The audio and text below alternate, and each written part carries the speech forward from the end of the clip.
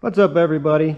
It's Kurt at Midcoast Performance, Memphis Reigns, as everybody calls me. Back again with my Fox body here. A little bit about this car. It's got a stock 2015 F-150 Coyote motor, stock cam, stock everything, with an S475 turbo, power glide, a little bit of cage work.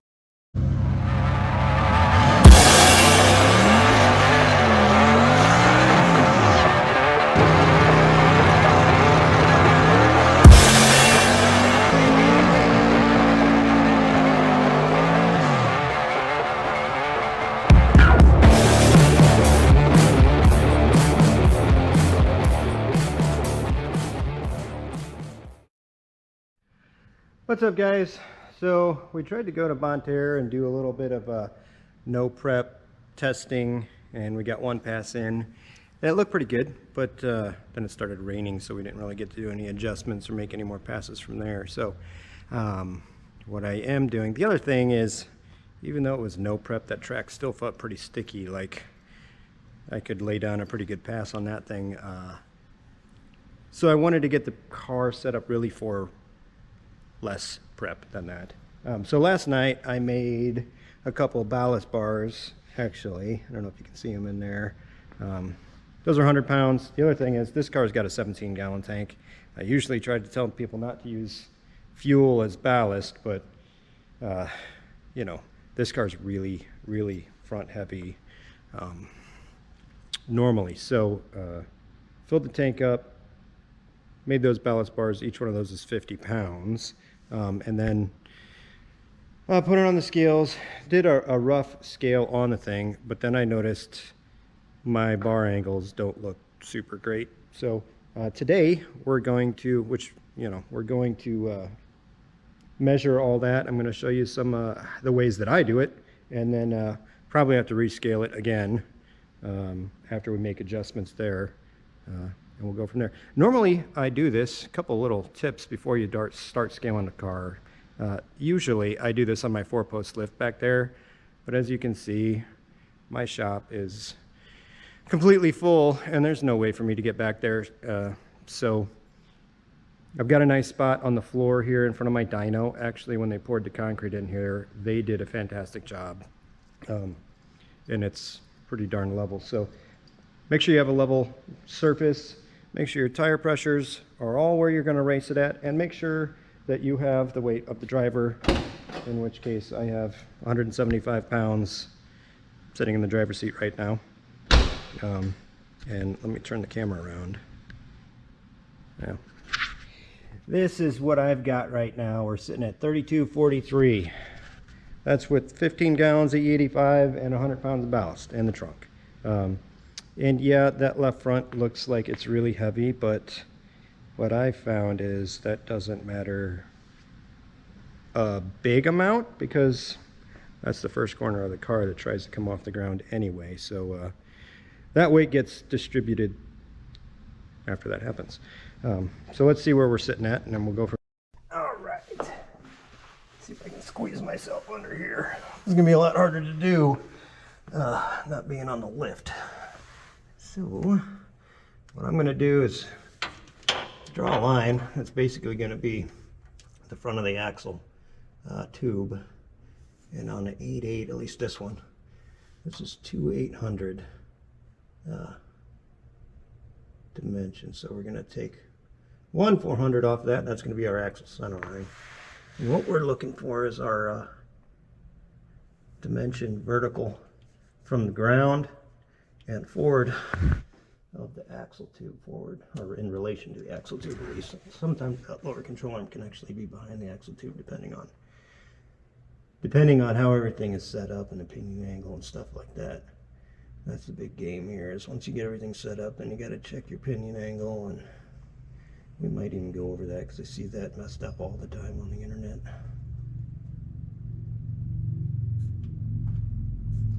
So what I'm doing is dropping a plumb bob from the front of my tubes. I'll put one mark on each side, and I'll draw a line. Then we'll measure forward from that line.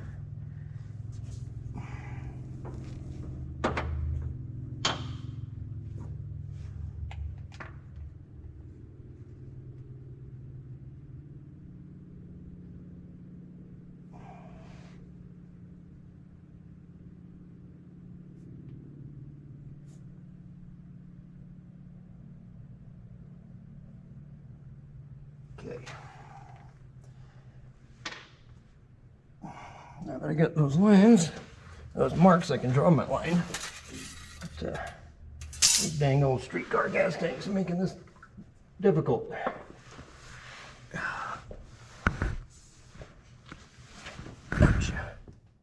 Oh no, I lost you.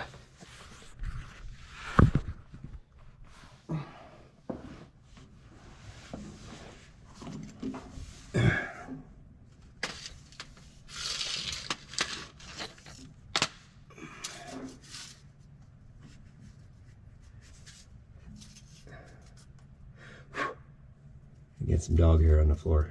I got a real hairy dog. You guys are watching everything we do right now. Alright, so we're going to drop a plumb bob from all 4 points on our control arms here. We got the lower control arm front bolt and rear bolt, and the upper control arm front bolt and rear bolt.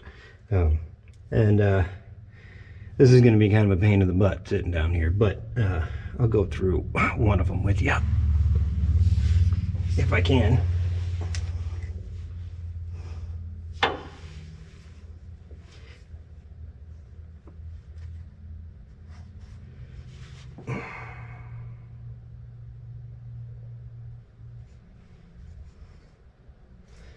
I get the plumb bob on the center of the bolt there. And I get that dimension. Okay. The other thing is, I got it sitting on the scales right now, and those are 2 5/16 of an inch. So all our vertical dimensions, we're going to have to take 2 5/16 off of. I usually do that at the end. I'll just write down our raw dimensions. The reason I put the plumb bob there is I can give myself a much better point to measure vertically so that my tape is straight, basically, or as straight as I can get it. And let's see. That looks like,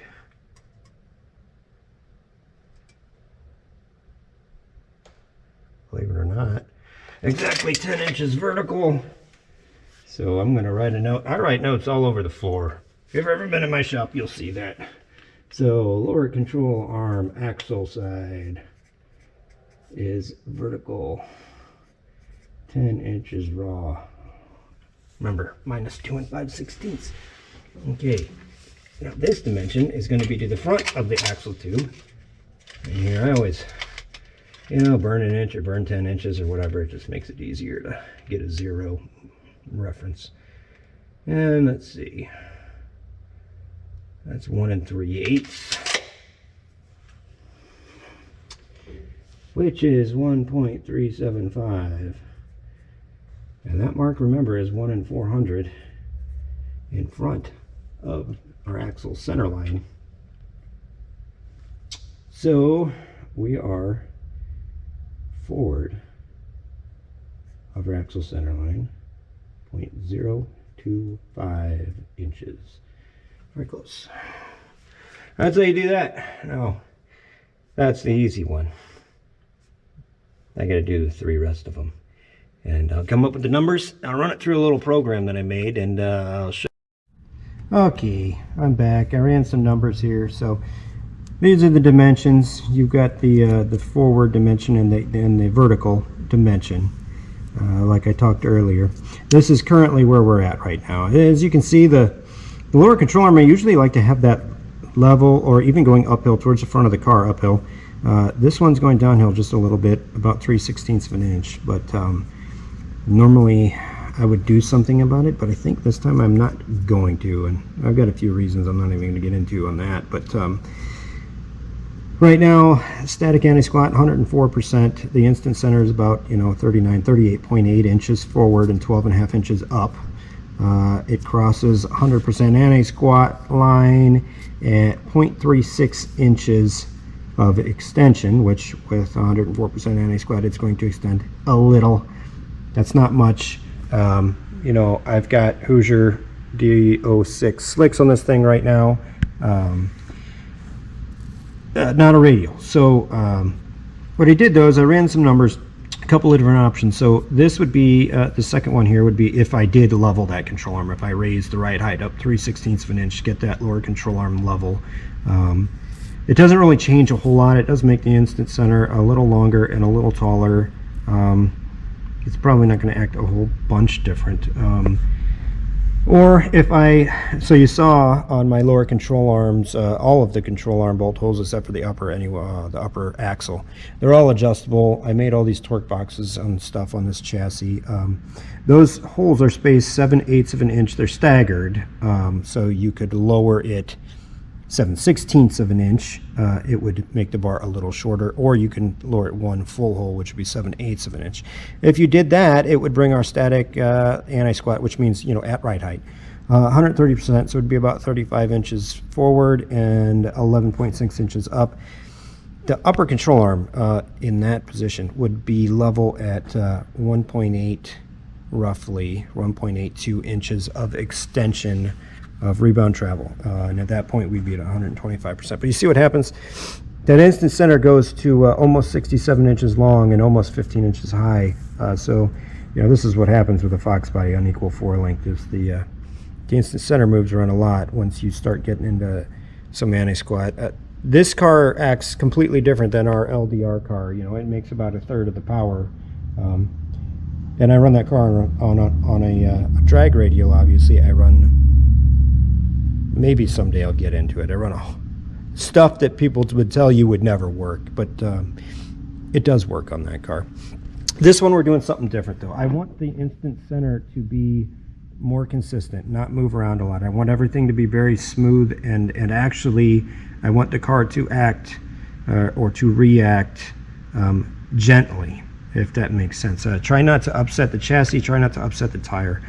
At least that's my idea. You know, I'm totally new to this no prep deal, but in my mind, that's probably the best way to approach it, and have more control over the power management and the timing and the boost and stuff like that, as far as what is controlling the way the car acts. If the car is consistent, I can tune to it. If it moves, I have to tune to that. But, you know, varying track conditions, or, you know, no prep, basically, I don't have control over a lot of stuff that I would on a prepped, you know, radial surface. So I'm not going to make any changes right now. Right now we're going to call this good. 3243, yeah, she's no lightweight, but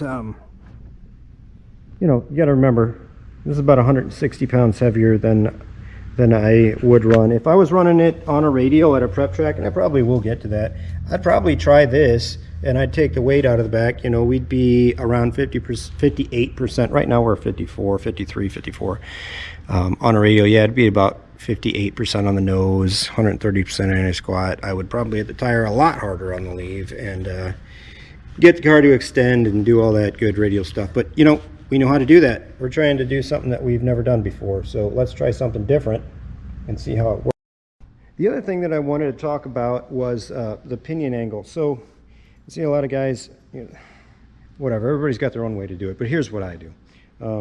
And a lot of times it helps if you've got shock sensors on your car, and you know when you're really pouring the power into it, where is the car? What is the, you know, where's the front end sitting and where's the back end sitting, and the angle. What you really need to know is where are your shocks. Okay, so what you could do is set your car up static, set your car up at the position. If you know it extends 1.5 inches, set the car up at 1.5 inches of extension on the rear end. What you want to do is measure your crankshaft angle. So you can do that a couple ways. You can measure on the pan rail of the block, you can measure on the balancer, whatever. Figure out what that angle is. And what you're going to want to do, theoretically, this is all theoretical, set that drive shaft angle at 0, okay, with the car at that attitude. You want that drive shaft, you want that to be 0, okay? That's going to be the most efficient, most power production that you can put through it, no losses, right? There's a few things you can do. You can add a little bit of negative there. The pinion, as everybody knows, right? The pinion is trying to climb up that ring gear. So it's gonna have this action here. And if you put a little bit more angle in there, it gives it just a little bit more leverage. You're not talking about big differences, okay? But if you're just on the edge, sometimes a little bit of pinion angle negative can help. But you know, if you got a stock Fox body or stock, you know, S10 or whatever it might be, and you want to go and put 3 degrees negative pinion angle in the thing, and that ain't going to be the fix. You know, you need good shocks and you need good tires. That's the only part that touches the ground. Those are first. Okay, all this other stuff is little fine-tuned stuff. Good shocks. But yeah, that's how I do it, man. Put it at, you know, like the LDR car. I know it extends over 2 inches, so I put it where it goes to when I'm pouring, you know, 50 some odd, 60 pounds of boost to it, and I put it at 0 there. Seems to like it. Wherever it ends up, static at right height, that's where it's got to be to end up where you want it to be. Now this is all assuming that you've set your car up correctly, and that the crankshaft points at the pinion. You know, some of these guys have you know, engine angles that are uphill in the back, or some that are downhill in the back, and they're completely missing the pinion. Sometimes you have to do it that way to get it pointed at the pinion. But when you're setting your engine in, that's when you make this something that's able to be controlled. Sometimes you're kind of at the mercy of the way your car's set up, and you just got to deal with it. So, you know, at the end of the day, you just do whatever works.